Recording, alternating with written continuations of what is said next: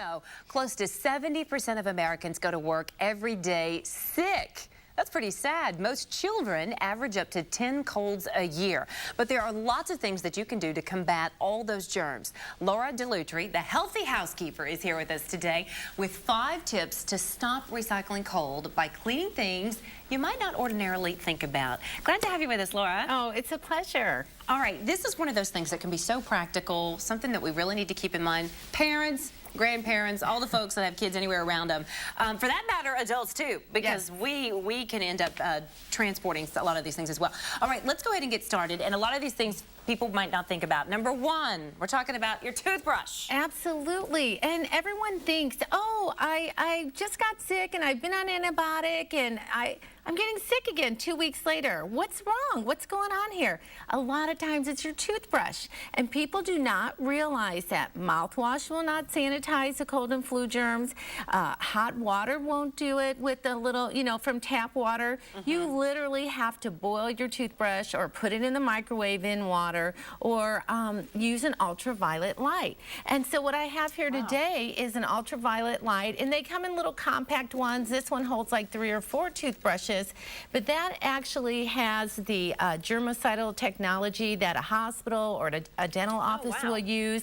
It'll kill E. coli, salmonella, and you can get these pretty inexpensively, believe it or not. Where do you find that kind You of thing? can find them online, toothbrush sanitizer. You can find them at different big box stores, or if you don't want to spend the money, hey, just get a little cup of boiling water, pour it in there, do it in the microwave, however you want to do it. But sanitize your toothbrushes daily when you are sick. Daily when you are sick. Yes. Now, I've also heard too that after you feel like you're on the back end of it, to get a new toothbrush. Yes, they say throw them away, and I mean, if you just bought it, I'm not going to throw it away. Okay, I'm still going to be savvy with the money, but I am going to sanitize it. Okay. So, but otherwise, that'll do it. That'll handle. A minute, 30 seconds. How long in the microwave? I would say it's all about the boiling water. Let it get a little boiling, and then you should be fine. Okay. All right. Really good info. All right. Next, we want to clean and sanitize all the high traffic things that people touch in the house. We don't think about doorknobs, but doorknobs are very important.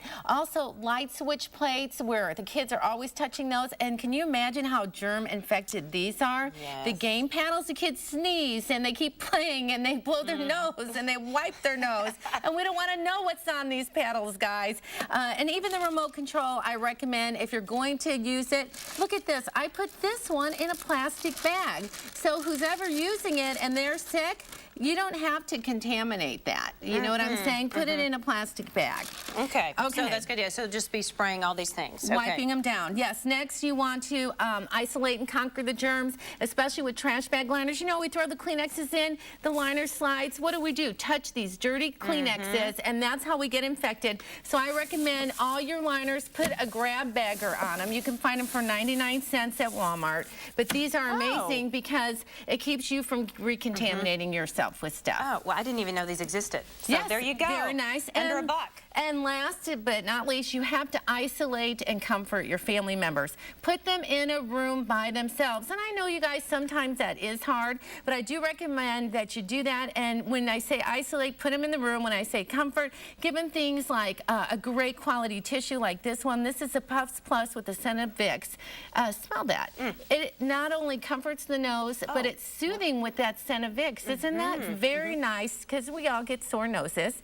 And then chicken noodle soup, old standby. You gotta have it when they're sick. It really gets things moving. And I always tell parents, make sure you have not just one bottle of water, tons of liquids in their room. Yeah, because they're supposed to be downing that anyway. Exactly. We think, oh, we give them a drink, and then we forget about them, and then they need they're back in the room. They're okay. Yeah, and it's like 8 hours later, and we haven't checked, but I mean, put 4 to 6 different drinks in their room. All right. Keep it stocked. And the other thing is have them, if they can, keep a trash can by them. Absolutely. So they're throwing away their own Kleenexes versus, the moms or grandparents always running in there. You know kids well. Oh, yeah. Oh, exactly. You know how contaminated their little hands can be. All right, for more information and a link to Laura's Healthy Housekeeper website, just log on to ours, go to WSMV.com, then click on the More at Midday section. Laura Dellutri.